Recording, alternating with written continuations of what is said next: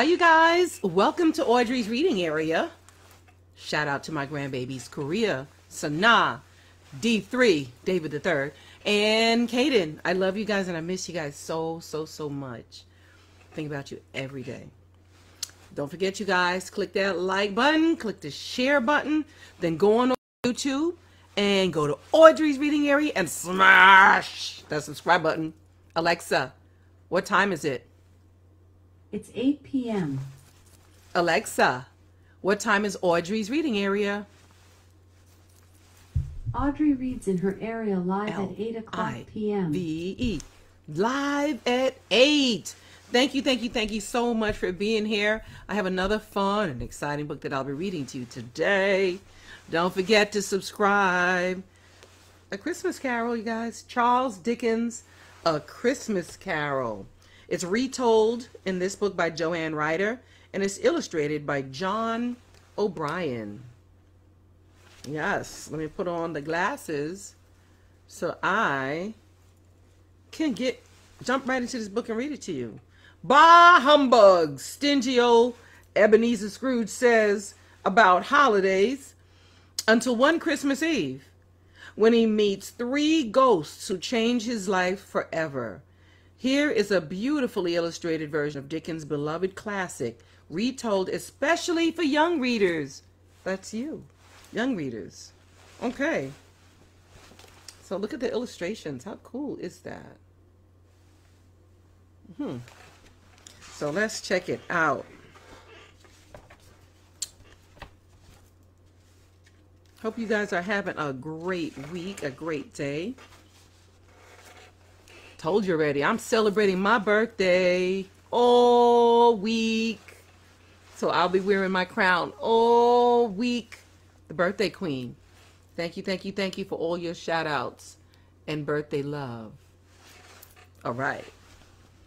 Christmas is a time of joyful storytelling. One of the most beloved tales is about an old man who had forgotten the true meaning of Christmas and how he found it again one cold Christmas Eve long ago. Scrooge. You knew we were talking about Scrooge, right? Bah humbug. Yes, that's what he's well known for. So Scrooge was a man rich in money but poor in friends. He was a businessman who counted every penny he earned and every penny he spent, but he shared none of his wealth with anyone.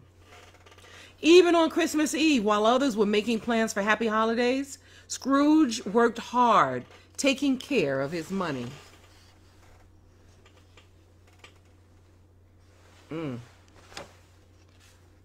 Scrooge and Marley. On this cold, foggy Christmas Eve, some gentlemen came to see Scrooge. "Merry Christmas, sir," they said. "Will you help us buy some food for the poor?" "Christmas," grumbled Scrooge. "Bah humbug." And the stingy man sent them away without giving them a penny. "Bah humbug," he said. As it grew late, Scrooge and his clerk, Bob Cratchit, stopped working. "You'll want tomorrow off, I suppose," said Scrooge. "Please, sir," said his clerk, looking forward to a day with his family. Humbug, said Scrooge. "It's all a waste of time. All a waste of time." But he reluctantly agreed. Then, without a kind word or a Christmas wish, Scrooge went home. Scrooge went home. Scrooge lived in a gloomy place. It had once belonged to Jacob Marley, his partner who had died many years before. Marley had been like Scrooge, mean and uncaring and very stingy. Tonight, as Scrooge arrived home, he had a strange feeling. For just one moment, the knocker on his door looked like Marley's face. "Pooh," said Scrooge, and he opened the door and went in. The stubborn fellow crept up the dark stairway to his room, locked the door, and got ready for bed. Suddenly, a small bell hanging above him, long forgotten and unused, began to swing. Soon it was ringing out loudly, and so was every bell in the house. Every bell in the house. Then the bell stopped, and Scrooge heard a clanking noise, like chains being dragged up the stairs and towards his room. Oh no! Scrooge. Suddenly a man walked through Scrooge's locked door. He was transparent and bound in a long chain. "Humbug," said Scrooge in disbelief. But the more he looked, the more he saw that before him was the ghost of his old partner, Jacob Marley. "I wear the chain I made in life with my greed," said the ghost. "Your greed, Ebenezer Scrooge, has made a chain for you far longer than this. But you have yet a chance of escaping my fate." Scrooge shook as the ghost continued. "You will be haunted by 3 spirits. Expect the first one when the church bell tolls 1 o'clock. Then the ghost of Marley vanished. Scrooge tried to say humbug, but the word stuck in his throat. Though still shaking, he fell asleep.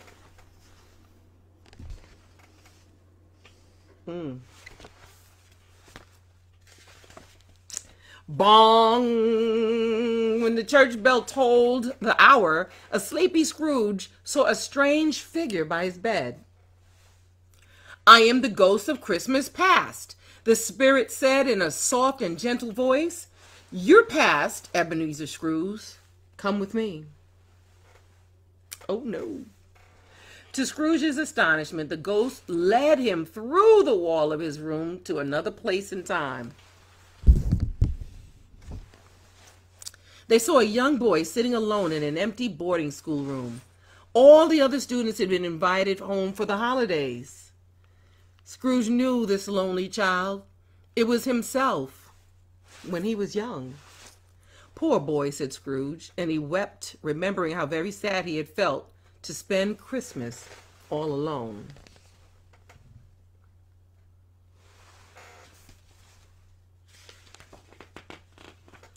Then the ghost took him to a warehouse where Scrooge had once worked. Scrooge had been a clerk for a kind man named Fezziwig. "Why, it's old Fezziwig, Fezziwig," cried Scrooge.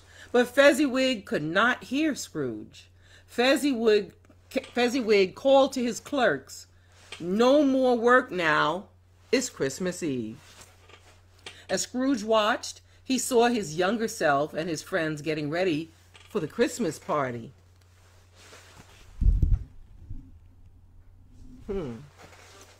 Scrooge watched the lively party and remembered how happy he had been working for dear Fezziwig.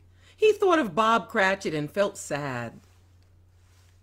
If only he had been as kind to his own clerk.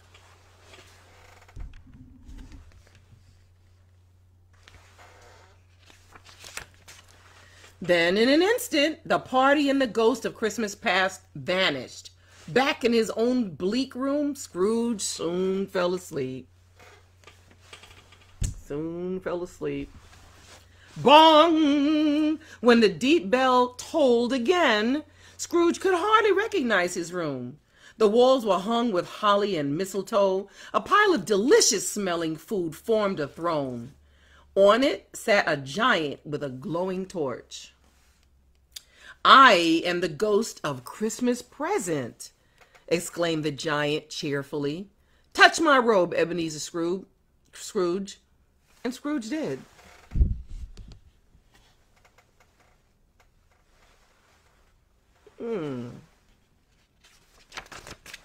And he did. Suddenly, the holy-filled room disappeared. Scrooge found himself outside the ghost on Christmas morning. Outside with the ghost on Christmas morning.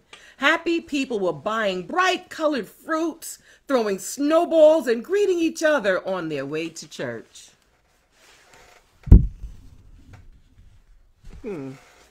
With his torch raised high, the jolly ghost blessed the poor people who passed by. Then he led Scrooge to a small house, and he blessed that house and the people who live there too. Why, it's the home of my clerk, said Scrooge in surprise. His clerk's home.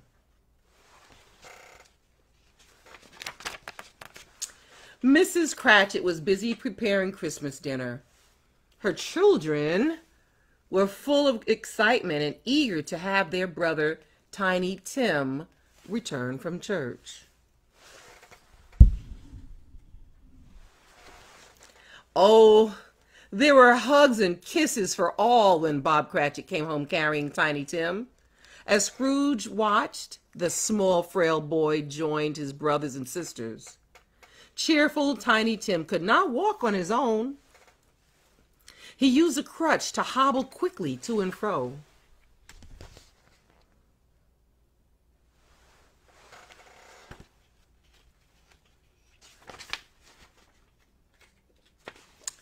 Now that everyone was home, it was time to celebrate.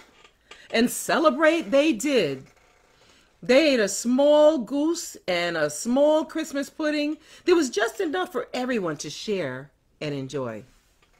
After dinner, Bob Cratchit made a toast. "A Merry Christmas to us all," he said. "God bless us, everyone," added Tiny Tim. And even hard-hearted Scrooge was touched by this caring family's Christmas, and especially touched by the small, loving boy, Tiny Tim.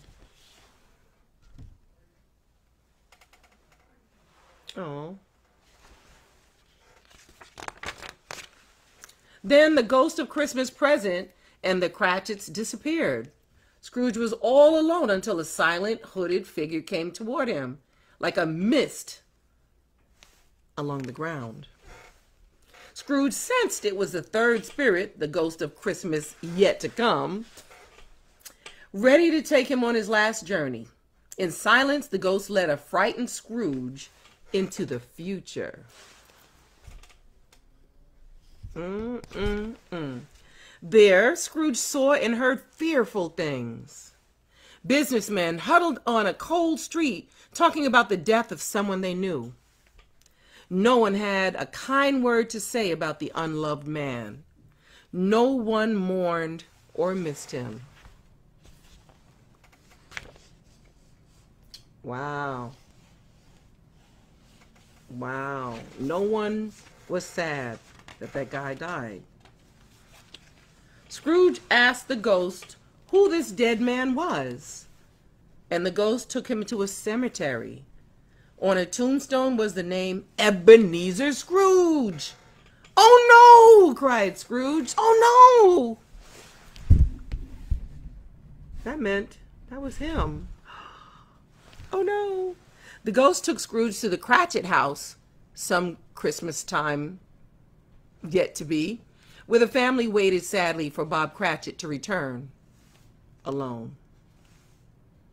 Scrooge listened and learned that young Tiny Tim was dead. He had died. Oh no! His father had been visiting his son's grave. "Not Tiny Tim," sobbed Scrooge. "Oh, spirit, no, no." Oh, so sad. Frantically, Scrooge turned to the ghost and cried, "Can I change this future if I change my life now?" The silent spirit nodded kindly. "I will honor Christmas in my heart and try to keep it all the year," promised Scrooge. "I will change my life and learn from everything the spirits have shown me." Scrooge grasped at the ghost's hand as he watched the ghost collapse and shrank down and down, changing into a bedpost.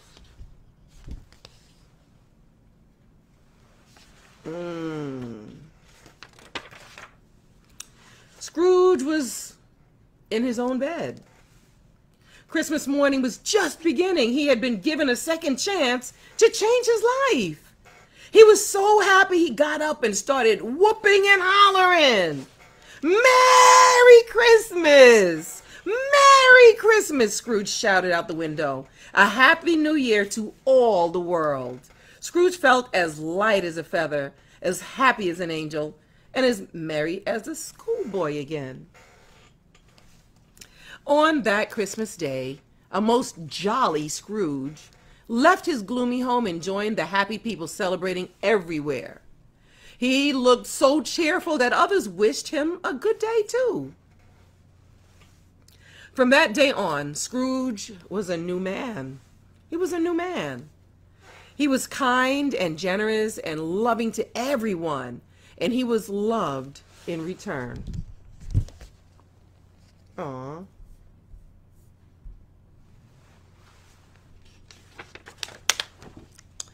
Most of all,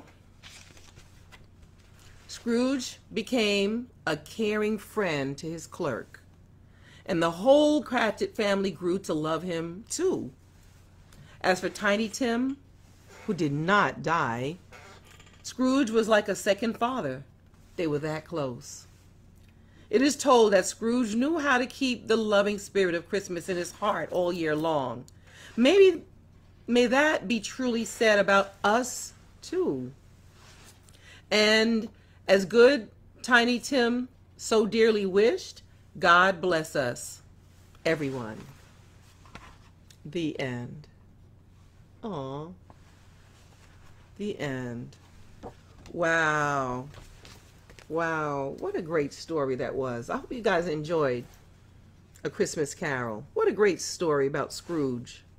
Used to say bah humbug, and then he got into the Christmas spirit. He learned his lesson. Yes. Well, thank you, Mom, for being here and supporting me every day. Thank you all the time. Thank you, all of you who are here and showing support and clicking like and clicking share and going to YouTube. Go to YouTube. Click that subscribe button when you get to Audrey's Reading Area. Smash that subscribe button when you get to Audrey's Reading Area. I got books, and more books. Plenty of books to read to you. Plenty of you to keep your interest, and plenty to encourage you to open up a book on your own and read. Yes, A Christmas Carol. Thank you for being here. Thanks for sharing my videos, and thanks for clicking subscribe. Thank you, and I'll see you again tomorrow, live, Live, live at 8 tomorrow. See you soon.